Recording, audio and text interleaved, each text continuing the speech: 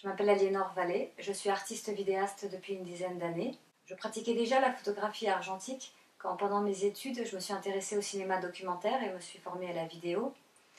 Mais c'est en travaillant au Centre culturel français de Brazzaville que j'ai commencé à développer mes premiers travaux artistiques dans le cadre de collaborations. D'abord avec le chorégraphe Boris Ganga pour des photos de répétition, la réalisation d'un portrait documentaire et de vidéodanse et la création vidéo de ses spectacles. Et ensuite, avec le metteur en scène Dieudonné Nianguna, pour la création vidéo de sa pièce Le Socle des Vertiges. Et donc le travail des répétitions m'a inspiré une fiction expérimentale.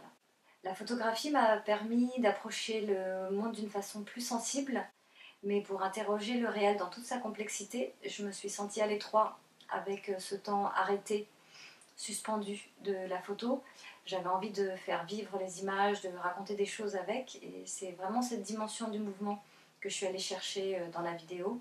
Et la vidéo m'a apporté un matériau supplémentaire à agencer, c'est le son, qui prend toute son importance au montage, qui est vraiment l'étape où je développe mon écriture pour chaque projet.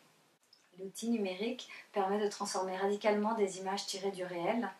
On peut presque infiniment tisser des liens visuels et sonores pour recomposer du sens et créer des univers imaginaires et poétiques.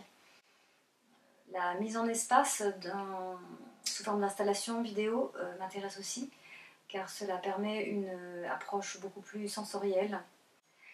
La thématique du double est assez récurrente dans mon travail, avec aussi des jeux de mise en abîme du soi.